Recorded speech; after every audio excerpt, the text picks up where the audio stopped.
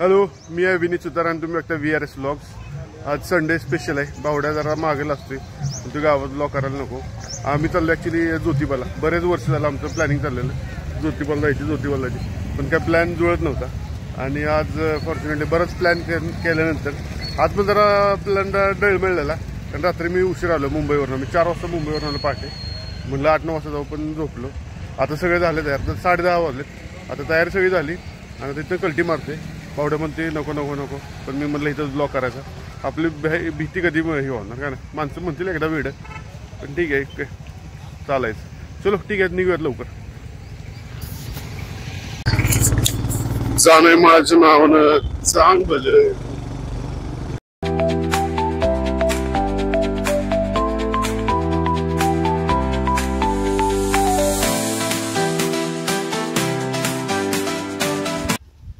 वा, I love Karad. जरा बघितलं जरा जीवात जीव आला. अर्धी मजल मारली आपण, आता इथून पुढे अर्धी मारायची. प्रचंड ऊन आणि ट्रॅफिक 2-2 किलोमीटरचा लाईनी. ह्या तोडत कसं बस एकदा आलोय.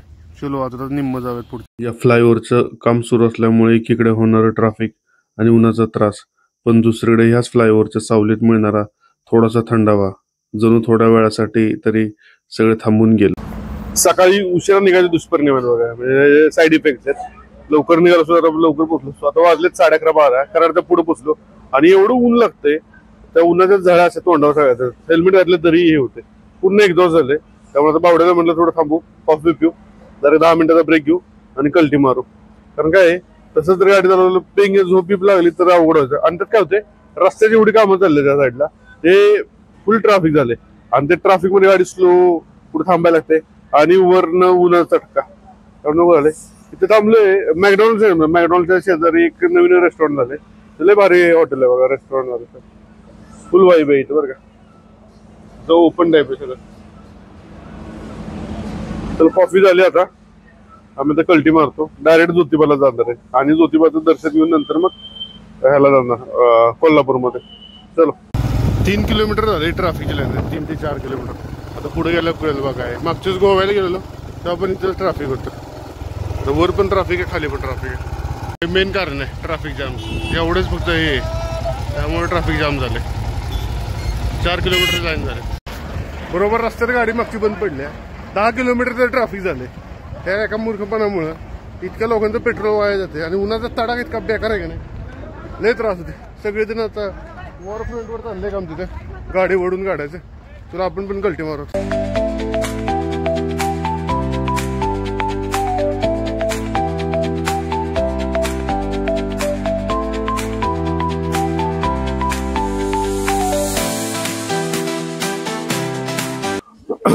आम्ही आता पोचलो इथं. आमच्या गावचे गुरु आहेत आमचे निलेश दादा म्हणून. एक ब्लॉग करतो. दादा या इकडे, इकडून चला. हे आमचे दादा आहेत निलेश दादा. आपल्या गावचे सगळे म्हणजे इथलं ज्योतिबाचं जे आहे ते सगळे ह्यांच्याकडे असतात. आता आम्ही चाललोय अभिषेकाला. कपडे दादांनी चेंज केले. आता 3 ते 4 टाइमिंग आहे अभिषेकाला आणि त्यानंतर माघारी येऊन मजा होणार. दादांनी वस्तू की उपर नाही दादा काय म्हणतात. दादांचा नंबर देतो मी डिस्क्रिप्शन मध्ये टाकतो. तुम्हाला कुणाला यायचं असलं तर दादांना कॉन्टॅक्ट करा. दादा खूप चांगली सोय करतात. सगळे प्रॉपर दर्शन वगैरे होतं.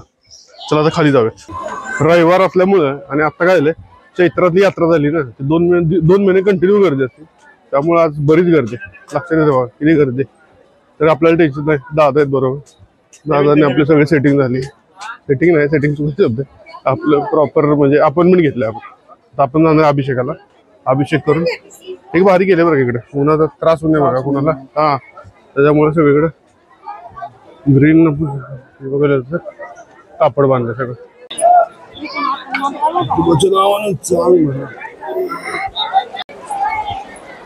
ज्योतिबाच्या नावानं चांग भले.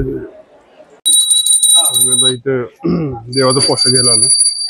पोशाख घ्यायचा आणि देवाला अभिषेक करताना हे करायचं, म्हणजे ते अर्पण करायचं. देवाला घालतात नंतर ते पोशाख त्या टाईप मध्ये. दादा पोशाख दाखवतात. पोशाख लिहून घेतात. घेऊया आता पोशाख घेऊ आणि जाऊयात. हा बघा, हा पोशाख घेतला. एक मिनिट दादा. दोन ऑप्शन होते आणि हा आता हा पोशाख घेतलाय. ठीक आहे अहो दादा 4 दे तरी पण न्यायला लागतं. ठीक आहे चौघांचे 4 धागे द्या की अजून 2 पोशाख फायनल गेला डिझाईन मध्ये वेलवेट आणि धागे. दादा घ्या ओके. हे सगळे आता आम्ही बघा अभिषेकला जमलोय. आता ही सगळी टीम पुढे जाणार अभिषेकाला. इथून सगळे आता जे प्रायमरी रिच्युअल्स करतात अभिषेकाला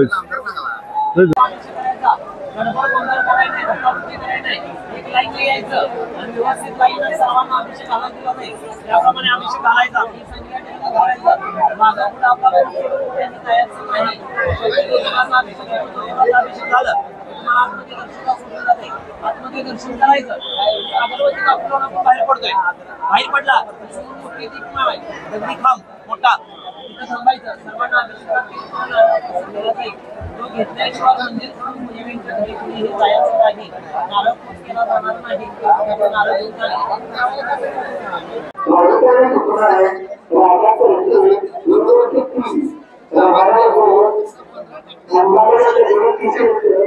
लाईन आम्ही सगळे आता ही लाईन केली. आम्ही सगळे चालले अभिषेकाला. मी सगळ्यात उशिरा आलो. माझाच पहिला नंबर आला.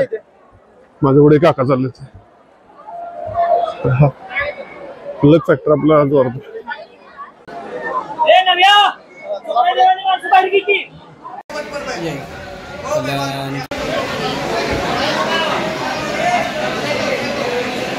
चोपडाई देवीला अभिषेक करताना इथे अभिषेक करून आता पुढे जायचं. ज्योतिबाच्या नावानं ज्योतिबाच्या मूर्तीवर अभिषेकाला चालले. पालखीतली मूर्ती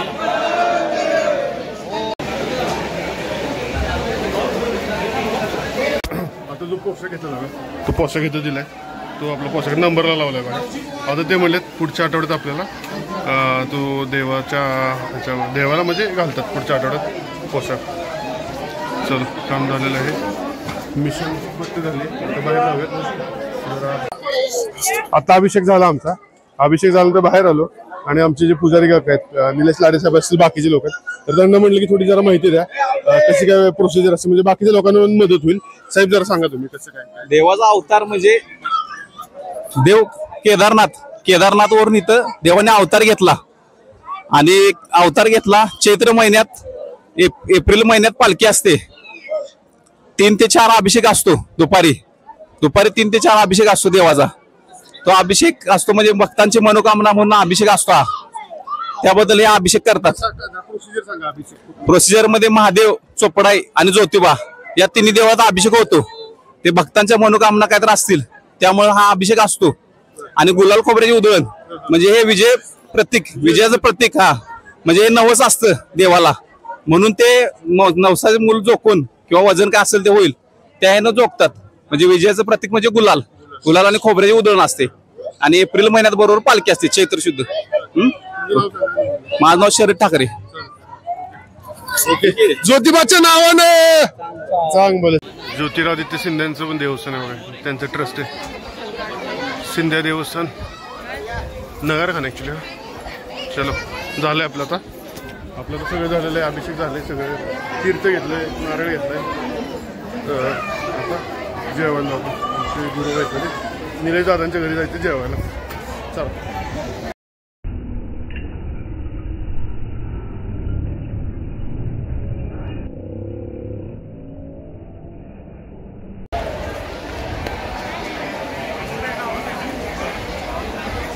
तर आमचं आता ज्योतिबाचं दर्शन झालं. ज्योतिबा घेतलं सगळे झाले. अभिषेक इथे आता आम्ही जातोय ज्योतिबाला सॉरी ह्याला महालक्ष्मीला. पण आधी जाणार आहे रंकाळ्याला आणि त्यानंतर मग संध्याकाळी महालक्ष्मीला दर्शन करू. चलो निघू. चल बावडे बस. ज्योतिबाच्या इथे सगळ्यात मला आवडती गोष्ट म्हणजे गाडगाव झाडं. इतकी भारी झाडं लावलीत नाही तर. आणि मागची साईड आहे. वरच्या साईडला पण तेवढी झाडं आहे. ह्याच्यापेक्षा जास्त आहेत झाडं. एवढं भारी स्थळ आहे.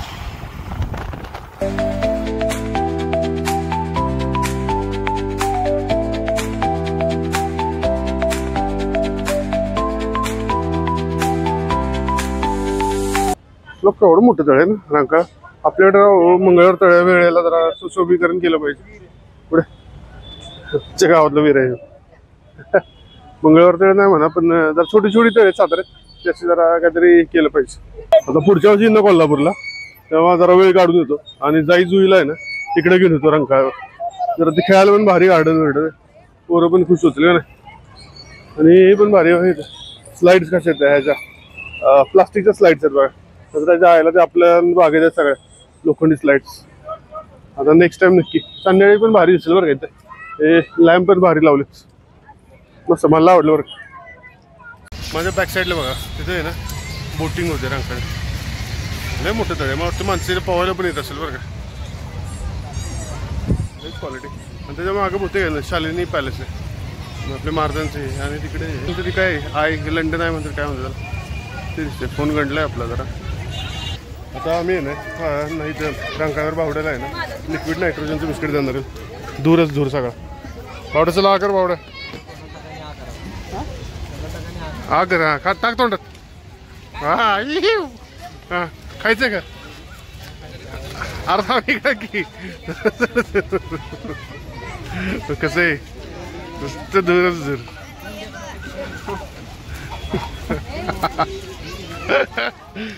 तर आम्ही आता कोल्हापूरच्या मरीन लाईन्सवर ना आता महालक्ष्मीला जातो. एक नंबर वॉक झाला चांगला 1 किलोमीटरचा 1.5 किलोमीटर असेल. आणि महानगरपालिकेने रावले भारी केले बरं का मेंटेन केले. असे आहेत ना साताऱ्यातली 2 तळे छोटे छोटे आहेत म्हणा पण त्याला पण असं जरा वॉकिंग काही केलं पाहिजे. पण आता करू शकत नाही तिथे कारण असं तिथे जास्त जागा पण नाही. पण बेस्ट केलं बरं कोल्हापूरचं रंकाळा. एक नंबर वाटला. आधी फक्त नुसतं ऐकत होतो कॉलेजला होतो तेव्हा एकदा आलो. एक नंबर वाईब आहे. सकाळ सकाळी त्याला भारी वाटेल. आता पुढच्या वेळेस येईन तेव्हा पोरींना घेऊन येईन जाई जुईला. इथं बोटिंग पण कसं करतात सगळं कसं आहे. चलो आता महालक्ष्मीला जाऊ.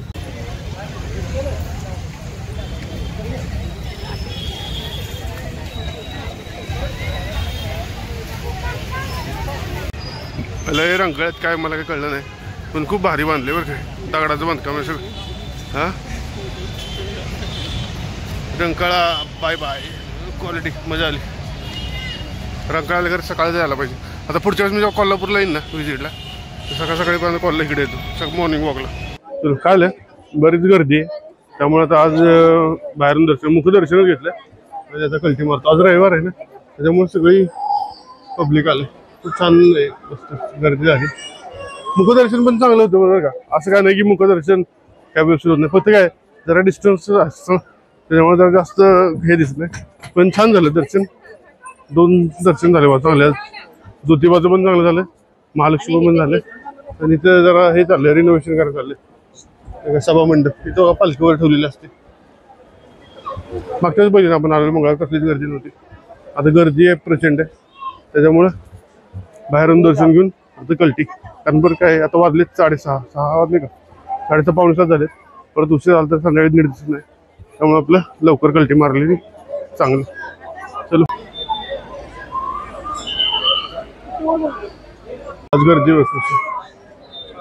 डायरेक्ट बाहेर लाईन गेले. महालक्ष्मी झाली बरं का. महालक्ष्मीला मंगळवारी गर्दी असतीच पण मंगळवारपेक्षा रविवारी जास्त गर्दी असते सुट्टीच्या दिवशी. आता आम्ही मी आता बावड्यात आहे. आता बावड्यातनं जाणार हायवेला हायवेतनं घरी बावडा मार्गे हायवे. बरोबर 9 वाजले आणि आम्ही आता कराडच्या आपल्या तासवडीच्या टोल नाक्यावर पोचले. कॉफी प्यायला थांबलो होतो. लय घाणेरडं ट्रॅफिक आहे कराडमध्ये बरं का. त्याच्यामुळे जरा पावणे 1 तास गेला नाही तर खूप आधी पोचलो असतो. आता झाले सगळं ओके म्हणजे ट्रिप झाली. देवदर्शन झाले. आता डायरेक्ट घरी जातो कल्टी मारतो. चलो बाय बाय. घरीच भेटू डायरेक्ट आता.